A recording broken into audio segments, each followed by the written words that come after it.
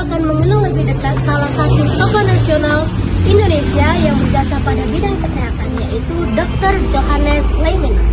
Johannes Leimena adalah seorang dokter, politisi, dan juga tokoh kesehatan nasional di Indonesia.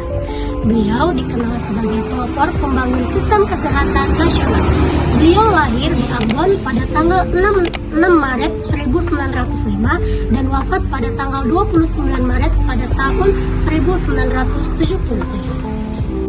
Dr. Leimena menempuh pendidikan kedokteran di Fakultas Kedokteran Universitas Indonesia dan lulus pada tahun 1930. Sejak menjadi dokter, beliau menunjukkan kepedulian besar terhadap kesejahteraan masyarakat kecil, terutama di daerah terpencil yang sulit mengakses layanan kesehatan.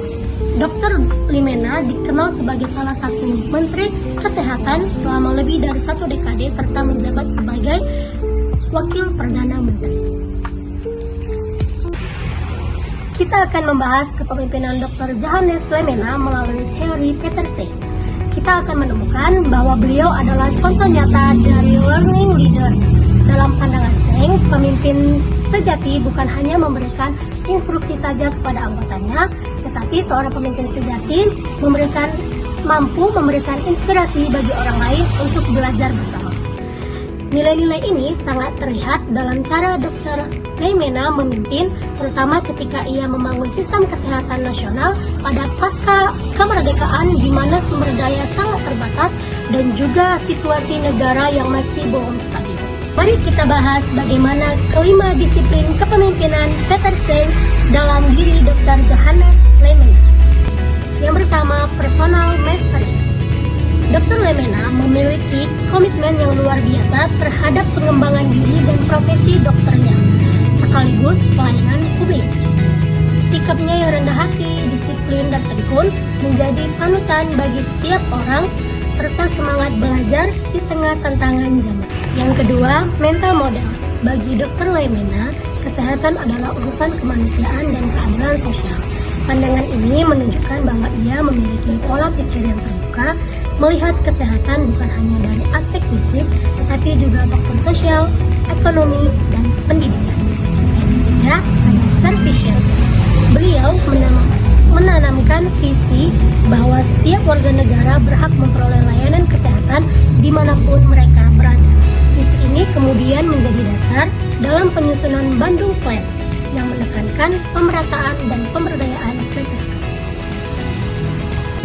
Yang keempat, team learning. Dr. Leimena tidak bekerja sendirian. Ia selalu melibatkan berbagai pihak, dokter, perawat, tenaga administrasi, hingga tokoh masyarakat untuk berdiskusi dan mencari solusi bersama. Yang kelima, ada system thinking. Dr. Leimena memandang pembangunan kesehatan sebagai bagian dari sistem yang saling terkait, seperti pendidikan, ekonomi, sosial, dan budaya. Dengan cara berpikir ini, ia menyadari bahwa untuk memperbaiki kesehatan masyarakat tidak hanya cukup untuk pembangunan rumah sakit saja, tetapi juga memperbaiki pola hidup, gizi, lingkungan, dan juga akses terhadap pendidikan. Nah, melalui 5 pendekatan teori Peter Senge, Dr. Johannes Leimena berhasil menunjukkan bahwa pemimpin sejati bukan hanya memerintah, tetapi orang yang membelajarkan orang. Kebijakan Bandung Plan.